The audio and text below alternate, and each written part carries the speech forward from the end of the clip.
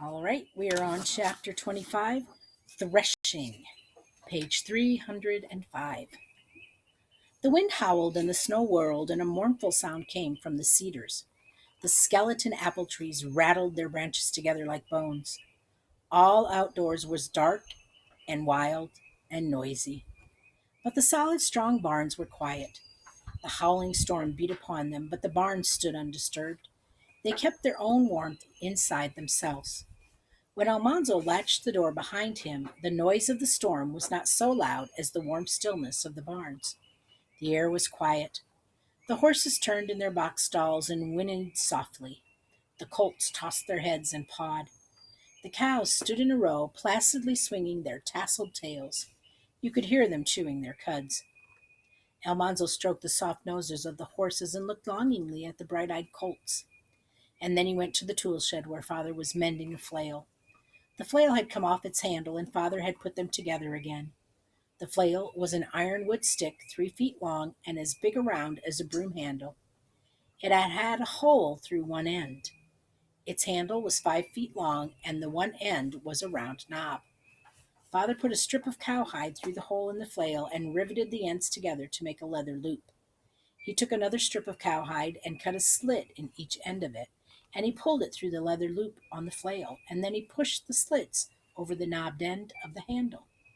The flail and its handle were loosely held together by two leather loops, and the flail could swing easily in any direction.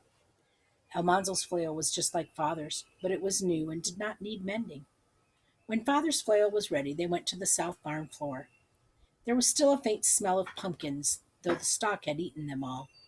A woodsy smell came from the pile of beech leaves, and a dry, strawy smell came from the wheat. Outside, the wind was screeching and the snow was whirling, but the south barn floor was warm and quiet. Father and Almanzo unbound several sheaves of wheat, spread them on the clean wooden floor. Almanzo asked father why he did not hire the machine that did threshing. 3 men had brought it into the country last fall, and father had gone to see it. It would thresh a man's whole grain crop in a few days. That's a lazy man's way to thresh, father said. Haste makes waste, but a lazy man would rather get his work done fast than do it himself. That machine chews up the straw till it's not fit to feed stock, and it scatters grain around and it wastes it. All it saves is time, son. And what good is time with nothing to do? You want to sit and twiddle your thumbs all these stormy winter days? No, sell it, said Almanzo. He had enough of that on Sundays. They spread the wheat 2 or 3 inches thick on the floor, and then they faced each other, and they took the handles of their flails in both hands. They swung the flails above their heads and brought them down on the wheat. Father struck, then Almanzo, then father, then Almanzo. Thud, thud, thud, thud. It was like marching to the music of an Independence Day. It was like the beating of a drum. Thud, thud, thud, thud. The grains of wheat were shelling from their little husks and sifting down through the straw.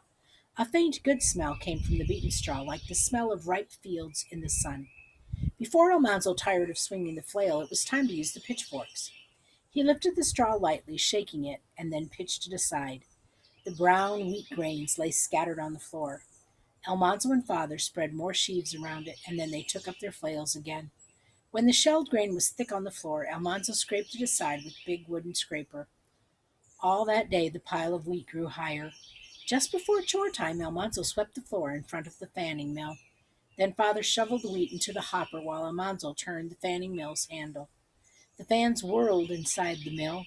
A cloud of chaff blew out its front, and the kernels of clean wheat poured out its side and went sliding down the rising heap on the floor. Almanzo put a handful into his mouth. They were sweet to chew, and they lasted a long time. He chewed while he held the grain sacks, and father shoveled the wheat into them. Father stood the full sacks in the row against the wall.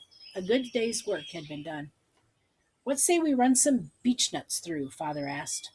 So they pitched beechnut leaves into the hopper, and now the whirring fans blew away the leaves, and the 3-cornered brown nuts poured out.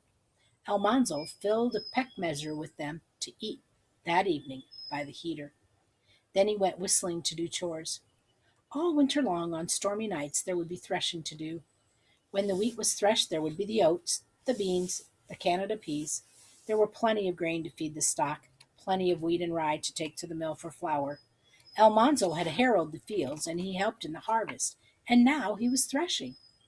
He helped to feed the patient cows and the horses, eagerly whinnying over the bars of their stalls, and the hungrily bleating sheep and the grunting pigs, and he felt like saying to them all, "You can depend on me. I'm big enough to take care of you all." Then he shut the door snugly behind him, leaving them all fed and warm and comfortable for the night, and he went trudging through the storm to the good supper waiting in the kitchen. And that is the end of chapter 25. That was also a short chapter.